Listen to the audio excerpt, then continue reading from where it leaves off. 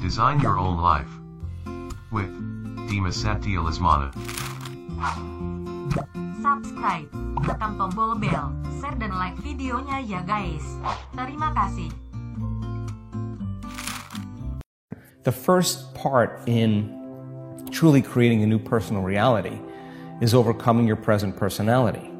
You got to get beyond the normal thinking patterns, the normal urges of action and habits, to get beyond certain emotions that are residuals from the day before.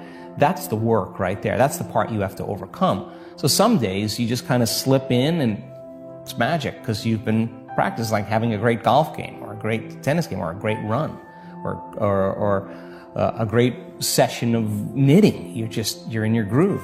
Other days you got to work a little bit more for it. And for me, what I've learned is those hard days, the days that are the most challenging, are always the most rewarding, because now you're uncompromising to an outcome.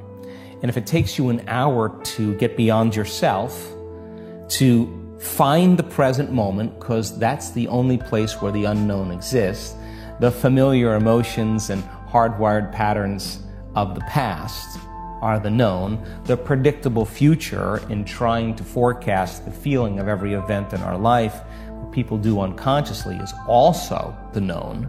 It's just like hitting a tennis ball in a sweet spot. You lock into something and that wholeness starts to happen, and now you're no longer creating from polarity or duality or opposites. People they create when they see they don't have something. Whether, hey, nice suit, I want one of those, right? And the moment I see that you have a nice suit and I start thinking, I want one of those, my brain naturally starts putting me in the equation. Next thing you know, I'm wearing your suit. Well, that's because we're wired to do that. So then we have this natural ability to create. The problem is after you imagine that, you open your eyes and you don't have it, people experience more lack. Well, we're not that good yet. So then the act of practicing enough times and beginning to create the state in which you're so connected to the energy of your future. Now think about this. You're so connected to the energy of your future, you're no longer looking for it or waiting for it. You feel like it's already happened.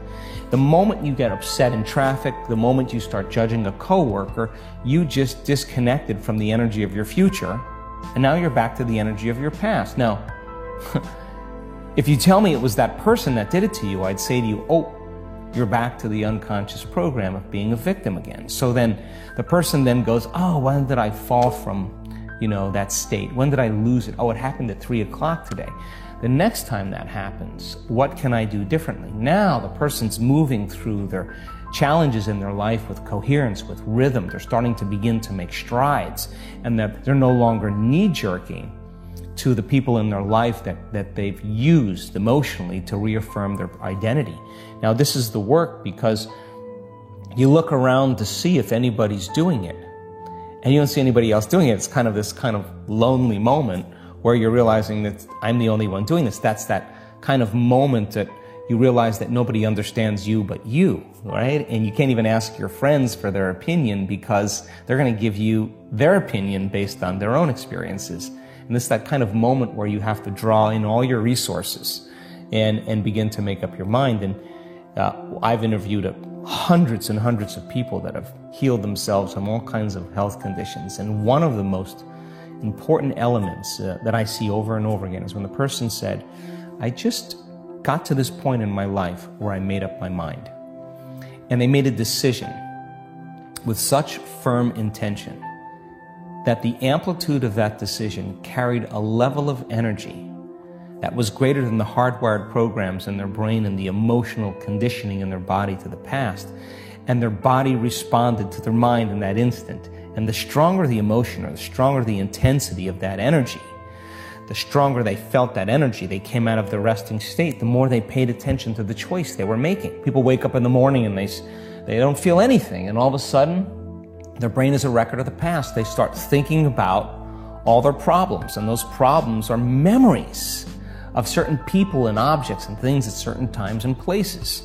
So the moment they start remembering their problems, they're thinking in the past. Well, every one of those problems has an emotion associated with it. So they start feeling unhappy, they start feeling discouraged, they start feeling victimized. Now their body's in the past. And if how you think and how you feel creates your state of being, that person's starting their day with their entire state of being in the past. So if they're living in the familiar past and they're in the known, they're going to create the predictable future. So they're going to run through a series of routine behaviors in their day, and they're going to want to know the feeling of every experience in their life. Well, if you can predict the feeling of every experience in your life, that's more of the known. So now, the person who's now living in that future known reality, how are they going to change? Well, the moment you make a decision and you come out of your resting state and you begin to say, I don't care what's going on in my life, environment. I don't care what people think, environment. I don't care how I feel, body. I don't care how long it takes, time. I'm going to do this. That's a new electrochemical signal to the body. This is the body saying, he's serious this time. It's like jumping on a horse and wrapping your legs around and giving it a kick. The body's like, ooh, we're going to ride now. It's no longer, oh, geez, I think I'm going to change tomorrow. This is a strong signal, and that becomes a long-term memory. That moment defines the person. So then the stronger the emotion, if the emotion of inspiration is greater than the emotion of suffering from the past experience, the stronger the emotion they feel, the more they pay attention to the picture in their mind. We could say they're remembering their future, and they're beginning to brand that circuitry in their brain and send a new emotional signature to their body. And in a sense, they're creating a coherent, clear intention with an elevated, coherent heart emotion, and now they're broadcasting a whole new signature, and that's dropping a big stone in a very placid lake, and here come the waves. That's moving right out into reality, and the person is beginning to change their energy, and nobody changes until they change their energy, and when they change their energy, they change their life. And what's the cool part? The cool part is you start seeing the breadcrumbs coming from the universe. You're starting to see these synchronicities and these coincidences and these opportunities. And people say, I'm not doing anything. Well, of course you're not doing anything like in the same way you've done everything. You're changing your energy, and now it could be that simple. In the present moment, you start seeing feedback coming into your world. I think that's what people want. And you could have a master's or a doctorate degree. You could have a high school education. You could be overweight. You could be underweight. You could be sick. You could be healthy. You could be young. You could be old. Any skin color. I've seen it on all different people, all different races, all different size, all different shapes, all different diets. Nobody is so special to be excluded. I mean, knowledge is the forerunner to experience. So I now know that if you give people the right information, science is that language, and you can combine the quantum model and neuroscientific model with neuroplasticity and neuroendocrinology and psychoneuroimmunology and epigenetics and electromagnetism and all those wonderful different branches of science and build a new model of understanding. The person has to be able to explain that model. If they can't explain it, Brian, it's not wired in their brain. So they can't assign meaning to what they're doing. They leave it up to conjecture. They leave it up to hope. They leave it up to wishing, praying, wanting. That's the old model. But when they understand what they're doing and why, and they can articulate it, they're installing the neurological hardware in their brain in preparation for the experience, so they'll understand how to do it better. What it's about is eliminating everything else that's not part of the formula. So stop wondering why it hasn't happened. Stop analyzing and judging yourself. Stop saying, I can't, it's too hard. Those are the very things that are standing in the way between you and your future. So you come up against yourself. Well, what do most people do when they come up against themselves at home in their meditation? They say, I can't meditate. They get up, they get on their cell phone, they quit. They get up, they turn the TV on, they get up, they do whatever, have a cup of coffee, whatever. They haven't gone past that point because they don't understand that they should. So then when you begin to create a model of understanding and the person can explain it, they're wiring it in their brain. Now, as they install the neurological hardware in their brain, they're priming their brain for the experience. So then you give them the instruction and they can understand what they're doing and why, and you set up the conditions in their environment where they feel safe enough to create. Now we take them to the next level. And the experience then begins to change their brain. It begins to change their body. It begins to downregulate certain genes, upregulate other genes. And you may have a good meditation, you may not have one that's so great.